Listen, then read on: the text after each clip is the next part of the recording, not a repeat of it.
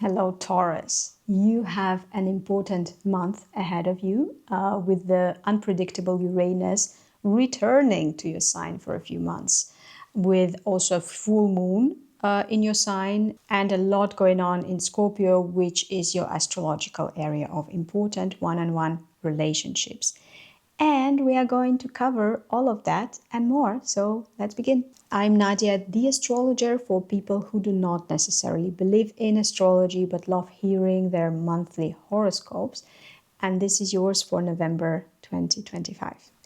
And we start the month with your benevolent ruler, Venus, in Libra, which is another sign where she's strong. Libra is your area of day-to-day activities, routines, daily labors and responsibilities. And while Venus is here until the 7th, it's totally worth it to try to make this part of your life as pleasant and as attractive as possible. It's a trick, a life hack, when you need to do something and you're not really into it, but you have to. And then you ask yourself how to make it pleasant, how to make it easy, how to make it beautiful. So you're doing the thing, but at least you're also getting some pleasure out of it, or a sense that, am I cheating making it so easy? Female colleagues may also be helpful while Venus is here, as well as being generous with compliments and maybe even presents to people who work for you. This being nice at work is also helpful if you are experiencing some insecurity, as well as if you need to convey some truth to colleagues that needs a careful approach. Before we continue, let me offer you something. I've opened 15-minute surprise welcome consults. They are quick personal readings where I show you what's most interesting about your chart or what the near future might have in store for you. They're 65 euros a piece, and there is an element of surprise since you do not know what I will find especially intriguing in your chart. It's fun for me because I will get to know you guys, and I will also get to talk about the astrological features and combinations that I am attracted to or maybe even puzzled with. You'll just pick your astrology comfort level, so I don't confuse you with advanced material or bore you with basics. The offer is open until the end of December. Links here and below if you want to snag one. Now back to your forecast. Just like Venus, Mars starts the month in a sign where it is strong, in Scorpio. But then very soon it slips into Sagittarius, where it also feels okay, to be fair. It's important for you because Mars brings drive, action, and sometimes also stress. And because both Scorpio and Sagittarius are the signs that kind of rule your committed relationships. Scorpio is more for situations where it's important that your partner is a real person with their own values, goals, and equal to yourself. A person you need to treat as a real person, to negotiate with, to try to please, to attract, to fight with even. Then the next sign of Sagittarius rules over situations where you two are more intertwined, where there is less separateness, and more interdependence, deep, intimate trust. You feel each other's feelings. You feel that you belong to each other, that you are responsible to and for each other, that you are bonded. It's where a couple becomes an entity that is separate from the two individual personalities. Not every relationship reaches this stage, and not every relationship should. However, if yours did, Mars entering Sagittarius on the 4th may put some fire into it. And it may be the fire of life that's making you two more passionate, alive, more hungry for each other. But it may also be strife, jealousy, repressed anger. Take it as it comes and use your best judgment to decide if you should act on those feelings or not, and if yes, how. Then there's the full moon in your own sign on the 5th of November. This one is kind of mellow, surprisingly so. You can use its energy to attract more attention to yourself and to what you want to share with the world or with people who are dear to you. So basically, if you are about to present something or apply to something, if it requires that people notice you, pay attention to you, the day of the full moon, give or take another day, is perfect. Alternatively, it's a good time for you to look at yourself, to check in on yourself and ask yourself questions. See how you feel. Think about what you wished for yourself for your birthday or around that time and what came out of it. Like, are those wishes still relevant? So if you are an early April Taurus, that may be it. But if you're a late mid-May Taurus, this audit may leave you feeling like you're not quite where you want to be in terms of freedom and authenticity. And this is where the next item in our program comes in handy. Uranus, the planet of freedom, independence, genius, rebellion, and future. It's been transiting your sign since 2018, nudging you or straight out pushing you towards a less predictable and more unique life path.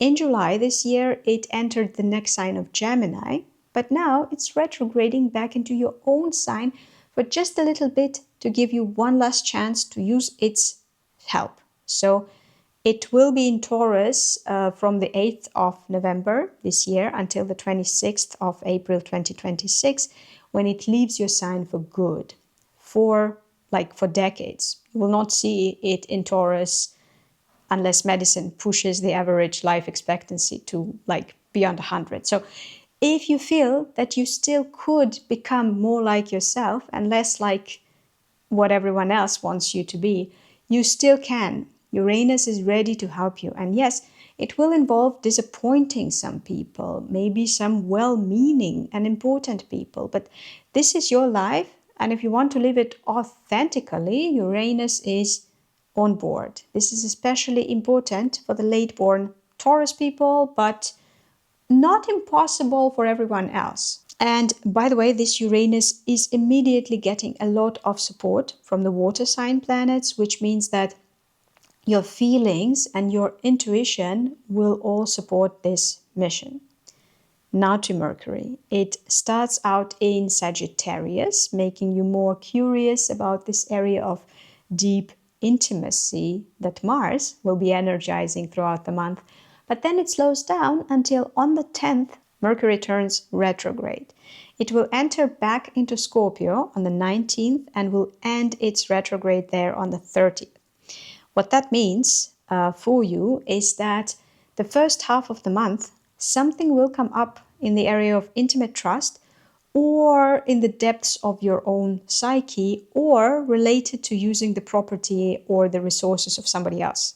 That will require some backtracking. For example, you may get curious to explore your sexuality with your partner in a new way. Great, but you don't really know if he's into it, and you wish you could just spontaneously do it as a couple that burns with the same desires, but maybe he's never even considered the thing. So this is when you need to step out of this merged entity, which in your horoscope Sagittarius rules over, into being two separate people, which Scorpio rules over, and treat your partner as a person and talk about it. Suggest, ask them how they feel about it, explain what excites you about it, etc. Or if we're talking about something coming up in the depths of your psyche, it could be that you get unusually stressed about something. So Mars in Sagittarius can trigger that. And you realize that not every person would find it stressful or would react with the same degree of intensity as you just did. And maybe you want to change it. Well, a really good way to go about it is to talk to people about it. It could be a therapist, of course, but not necessarily. If something disturbing comes up, talk to your friends, to people on the internet, to a partner. This is what Mercury retrograding back into Scorpio can help you with. Another scenario has to do with shared resources or funding. So let's say you need to use someone else's resources, like an investor, a grant giver, a relative who can provide, a bank maybe, or Maybe you did it already and you're not quite happy with the conditions. So with the help of Mercury sliding back into Scorpio, you go back to the negotiating table and renegotiate.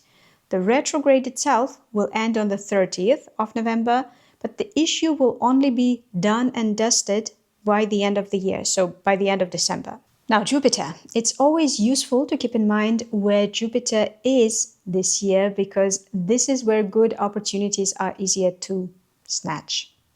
It's now in Cancer, where it remains from this summer until the summer of 2026. In your horoscope, Cancer rules over learning, communication, thought, mobility, and intellectual labor. And also siblings, if you have them. So this is where you're generally getting more luck now, where you're supposed to behave with more ambition and optimism. What's special about November, though, is that this Jupiter is entering its yearly retrograde on the 12th of November. So Jupiter's retrogrades are nothing to be afraid of. They're just a time for us to adapt to the new hopes and ambitions that Jupiter has stirred in us. Time to get the rest of our psyche on board. This is where we do not push hard for growth or improvement, but instead relax into the possibility of it.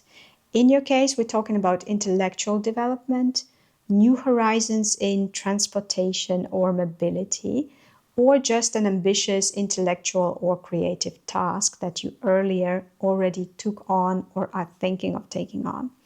This November, Jupiter is getting insane amounts of support. So if you have something in mind that you'd like to explore, learn, or work on, try approaching it with more confidence and a long-term perspective.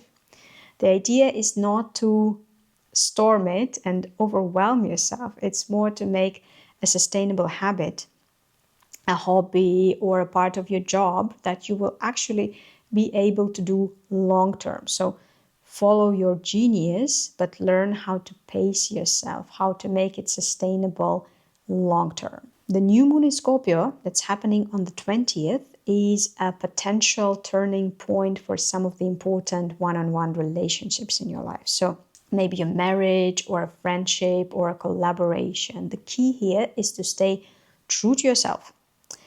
It's a thing because this new moon is opposed by the unruly Uranus that by the 20th will already be in your sign.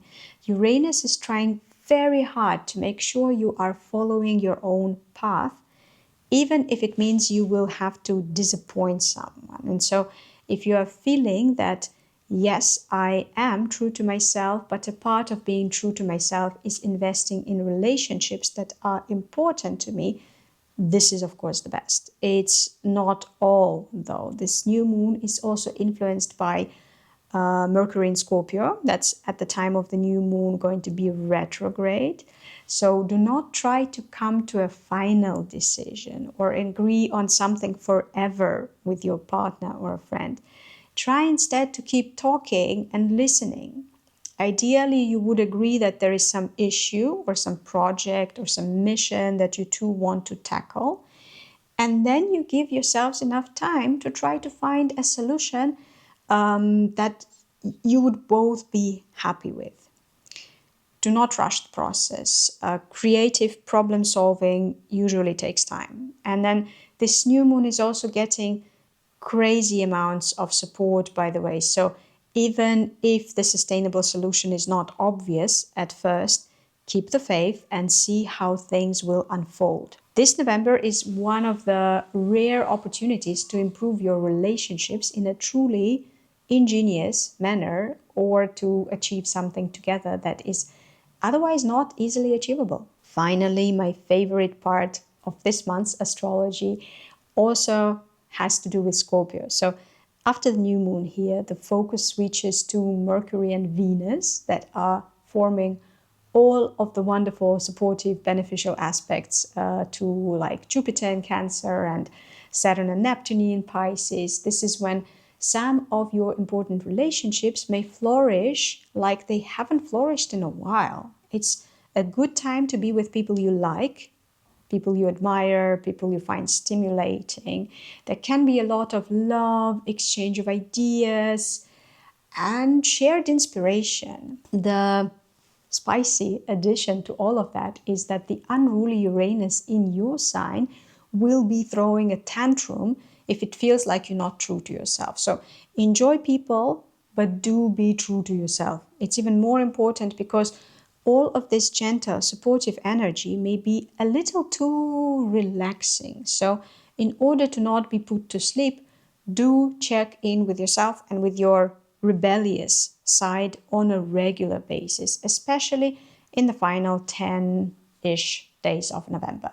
Some people from your past may resurface during this Mercury retrograde, and this keeping track of how independent you are will be very helpful when dealing with them as well. So the retrograde will end on the 30th, after which reaching agreements with important people will become easier. And this relationship area of your life will be overall easier and more harmonious in December. Well, that's it. Sounds like an amazing month full of potential. I wish for you to make the most of it and to enjoy this month as much as possible. See you in the next videos, Taurus.